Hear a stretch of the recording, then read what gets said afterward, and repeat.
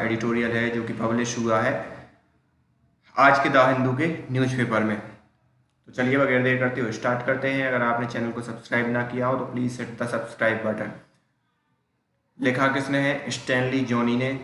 बोल क्या रहे हैं? इनके जो एडिटोरियल का टाइटल है वो है नीडेड, आवश्यकता है, a map for India's foreign policy. एक मैप होना चाहिए या फॉरेन पॉलिसी को इंडिया को रिकंसीडर करना चाहिए कि वो किस हिसाब कैसे आप उस चीज़ को रिकंसीडर करें या एक नया मैप बनाए। नॉट लॉन्ग एगो, बहुत पुरानी बात नहीं है, India was seen as a natural rising power in South Asia and the Indian Ocean region. India देखा जा रहा था एक नेचुरल, प्राकृतिक रूप से बढ़ती हुई ताकत के रूप में साउथ एशिया में और इंडियन ओशियन रीजन में। It was de facto leader of south Asian association for regional cooperation. यहाँ पर डी फैक्टो का मतलब है वास्तव में, तो ये वास्तव में एक लीडर था सार्क का जो संगठन है। It has historical and cultural tie with Nepal. ये इसके पास थी ऐतिहासिक और सांस्कृतिक एक दूसरे के बीच संबंध थे नेपाल के साथ। It enjoy traditional goodwill and influence इन श्रीलंका। और ये एंजॉय कर रहा था पारंपरिक गुडविल श्रीलंका के साथ, और जो इन्फ्लुएंस मतलब एक दूसरे का प्रभाव होना एक दूसरे पर, श्रीलंका और बांग्लादेश के साथ। It had made investment worth billion of dollar in Afghanistan. और ये बहुत ही कई मिलियन डॉलर का इन्वेस्टमेंट कर चुका था अफगानिस्तान में। And cultivated vibrant tie with post Taliban stakeholder in Kabul. और जो तालिबान के बाद जो गवर्नमेंट आई उसके साथ बहुत अच्छे संबंध इन्होंने बनाए। It had committed itself to multilateralism. और ये अपने आप से कमिटेड था किस चीज़ के लिए? कि बहुपक्षवाद या बहुपक्षीय जो संगठन है उसके लिए। जो भी सेंट्रल एशियन की जो कनेक्टिविटी प्रोजेक्ट है ईरान के साथ, बीइंग इट्स गेटवे, और कि एक गेटवे बनेगा जो ईरान के चाबहार पोर्ट से मिडिल ईस्ट में पहुंचने का एक रास्ता भी तलाश रहा था। It was competing and cooperating with China. ये चाइना के साथ सेम समय में compete भी कर रहा था और कोऑपरेट भी कर रहा था। while the long border between two countries remained largely peaceful। और उसी समय जो लार्ज बॉर्डर था या लंबा सीमा थी दोनों कंट्री की, वो क्या थी? शांतिपूर्ण थी। कट टू द प्रेजेंट को काट दिया जाए। India is perhaps facing it's gravest national security crisis in 20 year. तो अगर वर्तमान के तौर पर देखा जाए तो बहुत ही गंभीर, ग्रेवेस्ट मतलब राष्ट्रीय सुरक्षा क्राइसिस को फेस कर रहा है 20 सालों में। With China having change status Q along the line of actual control. और जहां पे चाइना क्या कर रहा है? अपने लाइन ऑफ एक्चुअल कंट्रोल पे यथास्थिति जो थी उसको बदलने का प्रयास कर रहा है वेस्टर्न सेक्टर में, और खुद के फेवर में सीमा का निर्धारण करने में लगा हुआ है। The border so violent clashes last month. Border ने देखा है एक बहुत ही हिंसक जो टकराव हुआ उसके लिए, वायलेंट मतलब हिंसक, लीडिंग टू फैटेलिटीज, जो मतलब मृत्यु हुई है। अगर उस चीज़ को देखा जाए तो पहली बार हुआ है कि 45 ईयर में कोई मृत्यु हुई है। SAARC is out of joint. SAARC जो है वो आउट ऑफ ज्वाइंट हो गया है, मतलब उनके जो देश है वो अपनी अपनी राह पर चल रहे हैं। Nepal has turn hostile. Nepal शत्रु बन चुका है या बनने की उसमें है। Having adopted new map and revived border dispute with China. उस शत्रु बन चुका है कैसे? कि उसने नए मैप को एक मंजूरी दे दी है और जो बॉर्डर डिस्प्यूट था उस चीज़ को पुनर्जीवित कर दिया है इंडिया के साथ। Sri Lanka has tilted toward China. और श्रीलंका चाइना की तरफ मुड़ गया है। Which is undertaking massive infrastructure project in Indian Ocean island, जिसमें इंडियन ओशन आइलैंड पर इंफ्रास्ट्रक्चर प्रोजेक्ट जो थे, जो भारत जिसकी तरफ नजर रखे हुए था, वो अब क्या चाइना के पक्ष में जाता हुआ दिखाई दे रहा है। बांग्लादेश इज क्लियरली मिप्ड मतलब क्रोधित है। किस चीज को लेकर? Bangladesh is clearly miffed the citizenship amendment act, CAA के रिगार्डिंग बांग्लादेश गुस्से में है। When Afghanistan is undergoing a major transition, और अफगानिस्तान में बहुत ही बड़ा ट्रांजिशन या संक्रमण होने वाला है। India is out of the multi party talk, मतलब जो कई लोगों की जो भी टॉक हुई थी, आपको मालूम हो या ना हो, जिसमें यूएस थे, रसिया थे, उसमें से इंडिया को क्या कर दिया गया था, बाहर कर दिया गया था। Iran has inaugurated a railway link project, और ईरान ने इनॉग्रेट कर दिया है जो रेलवे प्रोजेक्ट है उसको इनॉग्रेट कर चुका है, जो कनेक्ट करता Chabahar port on gulf of Oman to Zahedan, मतलब जो जेदान अफगानिस्तान में उसके लिए। और वो पहले जो इंडिया उसमें इनबिल्ट था, अब बगैर इंडिया के उसने क्या कर दिया, स्टार्ट कर दिया है। How did we get here, और हमारी स्थिति ये कैसे हुई, तो ये बोल रहे हैं specific reason can be found for these setback, कुछ स्पेसिफिक रीजन है जो फाउंड किए जा सकते हैं जो ये सेटबैक हुआ। Also foreign policy need not be static, और जो फॉरेन पॉलिसी है वो उसके लिए स्टैटिक होने की आवश्यकता भी नहीं है। There will be ups and down, यहाँ पे कुछ अप्स एंड डाउन होते रहते हैं depending on the change in policy as well as change in global politics, जो पॉलिसी में चेंज होते हैं उसके कारण, और जो ग्लोबल वैश्विक राजनीति में जो चेंज होते हैं उसके कारण जो रणनीतिक तौर पर जो चीज़ अप्स एंड डाउन होती रहती हैं फॉरेन पॉलिसीज में। What make current downturn, लेकिन ऐसी कौन सी चीज़ थी जिसने अभी वर्तमान व्यवस्था को या वर्तमान हालात को खराब किया। Serious is that there is relative decline in India's smart power, और जो रिलेटिवली क्या कर रहा है, डिक्लाइन कर रहा है इंडिया के स्मार्ट पावर को, specially in the neighbourhood, specially जो पड़ोसी हैं उनके, एंड एक्सटेंडेड नेबरहुड, और जो बढ़ते हुए पड़ोसी हैं उनके साथ, which demand deeper perusal of foreign policy trajectory itself. Deeper perusal मतलब होता है, पर्सुअल का मतलब होता है अध्ययन, तो इसके लिए बहुत ही गहरे अध्ययन की जरूरत है। और किसके लिए कि फॉरेन पॉलिसी ट्रेजेक्ट्री होता है एक जो प्रक्षेपित पथ होता है, जब आप किसी पत्थर को फेंकते हो तो उस टाइप के पथ को प्रदर्शित करने के लिए। तो फॉरेन पॉलिसी का पथ कैसा हो, उस सब चीज़ को आपको गहरे अध्ययन की जरूरत है। And when we dig deep, जब हम उसको गहरा खोदते हैं तो 3 problem can be found which are more और less linked to this decline, तो हम यहाँ पर 3 प्रॉब्लम फाइंड करते हैं, वो कहीं ना कहीं प्रत्यक्ष अप्रत्यक्ष रूप से कम या ज़्यादा तौर पर इस चीज़ से क्या है, रिलेटेड है, जो डिक्लाइन हो रहा है भारत का। A closer alignment of policy with US line, जो अलाइनमेंट है पॉलिसी का वो कैसे किसके अकॉर्डिंग हो रही है, US, united state of America के। Coupling of foreign policy with domestic policy, couple किया जा रहा है जो फॉरेन पॉलिसी को उसको डोमेस्टिक पॉलिटिक्स से। और लास्ट वन है ह्यूब्रिस, हवरीस मतलब या ह्यूब्रिस मतलब आपका होता है अभिमान। तो अब क्या है, पहली बात कर रहे हैं the US line, India official policy is that it is committed to multilateralism. India की जो ऑफिशियल पॉलिसी है वो क्या है कि वो कमिटेड है या किस चीज को बढ़ावा देगा, बहुपक्षवाद को, मतलब जो बड़े बड़े संगठन है, कई लोग कई देशों के साथ चलेगा, कोई गुट टाइप की चीज नहीं ड्रॉ करेगा। Even after India started moving away from non alignment, जब से मतलब गुट निरपेक्षता का सिद्धांत जब से लागू किया है इंडिया ने या उस चीज को फॉलो किया है, which it call irrelevant in the post cold war world order, जिसे मतलब अप्रासंगिक करार दिया था कि ये इसका कोल्ड वॉर के बाद इसका कोई महत्व नहीं है।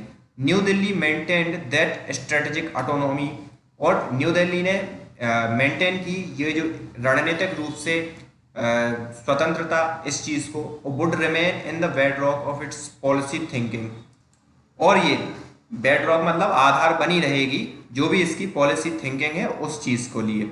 But there has been a steadily erosion in India strategic autonomy, लेकिन यहाँ पे रणनीतिक मतलब स्थायी तौर मतलब कंटिन्यूसली क्या देखा जा रहा है, इरोजन मतलब घटता हुआ प्रभाव दिख रहा है जो रणनीतिक ऑटोनॉमी है इंडिया की उसमें, विच प्रीडेट्स द करंट गवर्नमेंट, प्रीडेट्स मतलब एग्जिस्ट करती है वर्तमान गवर्नमेंट के अंदर। When India started deepening it's partnership with United states, जब इंडिया स्टार्टेड कर रहा है अपनी पार्टनरशिप को गहरी कर रहा है किसके साथ, यूनाइटेड स्टेट ऑफ अमेरिका के साथ, New Delhi began steadily aligning its policy with US interest. उसी समय दिल्ली भी बिगिन क्या क्या कर रहा है, तेजी से अलाइन कर रहा है अपनी पॉलिसीज को यूएस के हितों के साथ। The case of Iran is the best example, जो ईरान का केस है वो एक बेस्ट एग्जाम्पल है। The agreement to develop Chabahar port was signed in 2003। जो एग्रीमेंट था चाबहार पोर्ट का वो कब 2003 में साइन किया गया था। But India under pressure from US was moving slowly. लेकिन यूएस के प्रेशर के कारण इंडिया बहुत धीरे धीरे चल रहा था उस प्रोजेक्ट में। Despite the fact that project offer India an alternative route to Central Asia by passing Pakistan. जबकि इंडिया का ये फैक्ट है कि इंडिया को एक रूट मिलता पाकिस्तान को बाईपास करते हुए मिडिल ईस्ट से डायरेक्ट कनेक्टिविटी बढ़ाने का। India voted against Iran at United Nation. India ने यूनाइटेड नेशन में ईरान के अगेंस्ट वोटिंग की।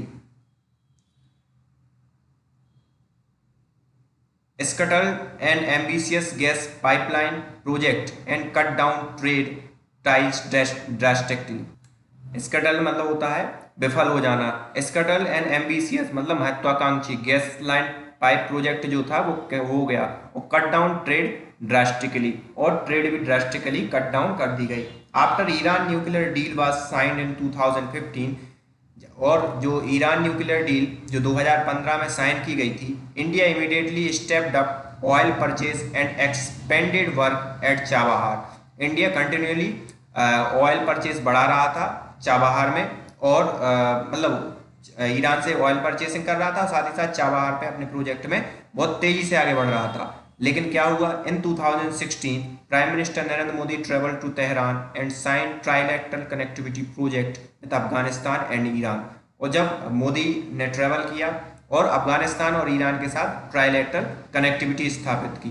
But when US president Donald Trump pulled US out of the Iran deal in 2018 and reimpose sanction on country, India took the US line of bringing down its oil import to zero। और जैसे ही 2018 में US ने क्या किया, impose किया Iran पे sanction, तो उसने जो इंडिया ने है वो यूएस की ही चीज़ों को फॉलो किया और कट डाउन कर दिया जीरो। मतलब जो सबसे ज़्यादा बढ़ा रहा था oil import, crude oil import, उसको एकदम जीरो कर दिया ईरान के साथ।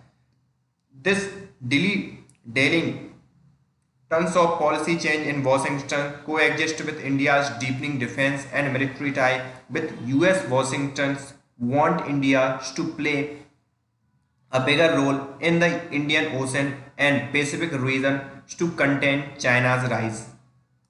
और ये संदेह, डिली डेलिंग मतलब संदेह करने वाली या रोक उसको क्या देर करने वाली चीज़, दोनों की जो वॉशिंगटन जो इंडिया की जो को एग्जिस्ट कर रही थी, इंडिया की डीपनिंग जो डिफेंस है, मिलिट्री टाई जो यूएस के साथ हो रहा है, इंडिया को यूएस क्या चाहता है कि बिगर रोल प्ले करे चाइना के राइज को रोकने के लिए एशिया पैसिफिक रीजन में और एज वेल एज एशिया में। While India has been cautious to becoming an ally, it has steadily deepened military to military cooperation in recent past। The logistic exchange memorandum of agreement LOMA is example। जबकि भारत एक conscious है या गंभीर है कि becoming ally, it has steadily depend, और ये continuously depend कर रहा है बहुत तेजी से military to military cooperation in recent past. जो तुरंत अभी पास्ट में देखा जाए तो वो बहुत ही तेजी से मतलब यूएस के करीब आ रहा है, जो जिसका एक LEMO ये एक उदाहरण है, इस बना एक example. This development probably Altered Beijing's assessment of India. और इस सब जो डेवलपमेंट हो रहे हैं तो बीजिंग ने इन सब को क्या किया, इंडिया का के रिगार्डिंग परसेप्शन चेंज कर दिया बीजिंग ने। The border aggression at different point on LAC could not be localized conflict. जो मतलब बॉर्डर टेंशन हो रही है इंडिया की अलग अलग पॉइंट पे, उसको लोकलाइज्ड नहीं समझा जा सकता कि सिर्फ ये बॉर्डर प्रॉब्लम है, ये एक ग्लोबल प्रॉब्लम है। It is part of larger strategic mood. ये एक बहुत ही बड़े रणनीतिक कदम का एक हिस्सा है। Initiated by the top brass of People's Revolution Army. और जो इनिशिएट किया गया है पीपल लिबरेशन आर्मी के टॉप कमांडर्स के द्वारा या जो भी महत्वपूर्ण स्थानों पर बैठे हुए लोग हैं उनके द्वारा। One of the reason for shift could be Beijing's assessment that India has already become a de facto ally with US। और जो बीजिंग का परसेप्शन है इंडिया के रिगार्डिंग उसके चेंज होने का एक बहुत बड़ा रीजन ये भी हो सकता है कि इंडिया यूएस के बहुत करीब जा रहा है। The forceful altering of status quo on border is risky message as much as New Delhi as it is to Washington. और ये जो वॉशिंगटन जो मतलब बॉर्डर पर ये कर रहा है वो दोनों के लिए India as well as Washington के लिए एक रिस्की मैसेज है। Domestic politics at least 2 decisions taken by government mainly keeping its domestic audience in mind have had foreign policy consequences। यहाँ पे 2 डिसीजन की बात कर रहे हैं कि जो इनको मतलब रखना चाहिए था माइंड में, जो फॉरेन पॉलिसी के उसके क्या कॉन्सिक्वेंसेस होने वाले हैं। तो पहला क्या है, first the passing of CAA। The official narrative has been that India is offering citizenship to persecuted मतलब उत्पीड़ित minority of selected country and neighbourhood. जो ऑफिशियल है उनका कहना ये है कि वो CAA के थ्रू उन लोगों को नागरिकता देंगे जो का उत्पीड़न हुआ है हमारे नेबरहुड कंट्री में, जो सिलेक्टेड कंट्री है। There are also two problem. One, this is regionalisation of domestic politics. तो पहली प्रॉब्लम ये है कि जो डोमेस्टिक रीजनलाइजेशन हो रहा है डोमेस्टिक प्रॉब्लम्स का ऑफ कंट्री इन इंडिया के जो नेबरहुड है उसमें, some of which are its long time friend, उसमें से कुछ क्या थे बहुत लंबे समय से फ्रेंड हैं। These countries are genuinely upset with India's move. और दूसरा है कि ये नहीं, और ये इस कारण से जो कंट्रीज हैं जो जेन्युइनली अपसेट हैं या मतलब इस मूव का समर्थन नहीं करती हैं। Two Muslim including those subsect persecuted in neighbouring countries were designed excluded from citizenship programme. 2 ऐसी जो कंट्री हैं जहाँ पे मुस्लिम मतलब मुस्लिम लोग हैं लेकिन including subsect persecuted neighbouring countries were designed excluded from citizenship programme. मतलब ऐसी 2 कंट्री जहाँ पे मुस्लिम भी क्या है माइनॉरिटी में है, उन लोगों को क्या कर दिया गया, अलग थलग कर दिया गया। This drew new weights between India and countries that had Muslim majority and were friendly to India's neighbourhood. और ये जो कदम है वो उसने नए एक चीज़ को जन्म दिया कि बिटवीन इंडिया और जो कंट्री जिनके पास मुस्लिम मेजोरिटी है उन सबके बिटवीन, जो कि फ्रेंडली कंट्री थी। फिर क्या है, फॉरगेट पाकिस्तान को भूल जाओ, विच इज ट्रेडिशनल राइवल, जो मतलब ट्रेडिशनल या पारंपरिक तौर पर क्या रहा है, विरोधी रहा है। राइवल मतलब विरोधी या प्रतिकूल कह सकते हो। Bangladesh took offence at CAA and national register of citizens and political rhetoric in India against termites from other countries. और इस चीज़ को लेकर बांग्लादेश भी वो उसमें है, गुस्से में है। टर्माइट्स मतलब होता है दीमक। तो इंडिया के अंदर जो रेथोरिक हो रहा है कि वो एक दीमक की तरह है जो विदेशी है या जो फॉरेन से आए हैं। Bangladeshi media reported recently that the Indian envoy in Dhaka had tried to fix an appointment with Bangladeshi Prime Minister Sheikh Hasina for 4 months but did not get one। तो अभी रिसेंटली बांग्लादेश की मीडिया ने क्या रिपोर्ट किया है कि जो हमारे भारत के जो दूत हैं या दूतावास में जो लोग हैं उन्होंने 4 बार क्या किया है, कनेक्ट करने की सोची है शेख हसीना से मिलने की, लेकिन मिल नहीं पाए हैं। तो या शेख हसीना ने उनके लिए समय नहीं दिया। There were anti India protest even in Afghanistan. और यहाँ पे एंटी इंडिया प्रोटेस्ट थे और इवन अफगानिस्तान में भी हैं। Second, abrogation of special status of Jammu and Kashmir. और दूसरा ये है कि जो जम्मू एंड कश्मीर का जो स्टेटस है उस चीज़ को अलग कर देना। This was another popular move among those who form support based of ruling party. और ये एक अनदर मूव था जो सपोर्ट बेस्ड था रूलिंग पार्टी के लिए। But it led to suspension of fundamental right. लेकिन इस चीज़ ने किस चीज़ की दिशा निर्देश या इस चीज़ की आधारशिला रख दी कि फंडामेंटल राइट को सस्पेंशन किया कश्मीर वैली में फॉर प्रोलॉन्ग पीरियड, बहुत लंबे समय तक। दैट डैमेज इंडियाज रेपुटेशन, और इसने क्या किया, इंडिया की रेपुटेशन को क्या किया, डैमेज किया as a responsible democratic power and gave propaganda weapons to Pakistan. जो एक मतलब रिस्पॉन्सिबल डेमोक्रेटिक पावर की तरह है, उसकी छवि खराब हुई और उसने प्रोपेगेंडा वेपन दे दिया पाकिस्तान के लिए कि वो इस चीज़ को इंटरनेशनल मीडिया में प्रोपेगेंडा की तरह यूज कर पाए। The move did not help India quail militancies either, as Valley continue to see violence nearly a year after decisions। और इस मूव ने मतलब मिलिटेंसी जो थी वहां पे, या जो आतंकवाद की थी, क्वेल मतलब होता है बस में करना, तो उस चीज को बस में करने के लिए हेल्प नहीं की, बल्कि कंटिन्यू वायलेंस हो रही है एक साल, मतलब एक साल होने को आया है उसके बाद भी। More importantly the change of status quo in Jammu and Kashmir including bifurcations and reductions of erstwhile state into union territory could be another factor that promoted Chinese to move aggressively toward the border in Ladakh। और साथ ही साथ आपने abrogate किया तो किया, और उसको state का दर्जा हटाकर यूनियन टेरिटरी बना दिया, बाइफर्गेशन कर दिया, लद्दाख को अलग कर दिया, जम्मू कश्मीर को अलग कर दिया। इन सब चीज़ों ने भी चाइना के एग्रेशन को बढ़ा दिया है और उसने एग्रेशन दिखाना शुरू कर दिया है लद्दाख में। The perils of hubris. अब यहाँ पे पेरल्स मतलब होते हैं जोखिम, हिब्रिस मतलब अभिमान, तो जोखिम के खतरे, अभिमान के खतरे sorry. Misplaced confidence does not do good for rising power. और बेवजह का जो कॉन्फिडेंस है वो अच्छा नहीं करता उसके लिए जो राइजिंग पावर है उनके लिए, यह सही साबित नहीं होता। Great power wait to establish their standing before declaring that they have arrived. और ग्रेट पावर या महान शक्तियाँ क्या करती हैं, वेट करती हैं खुद को एस्टेब्लिश करने में और स्टैंडिंग करने में बिफोर, जब पहले कि वो ये डिक्लेयर करें कि वो पहुंच गई हैं या वो शक्तिशाली हो गई हैं। The Soviet union started acting like super power. Soviet union भी क्या हुआ था, स्टार्ट कर दिया था सुपर पावर की तरह एक्ट करना।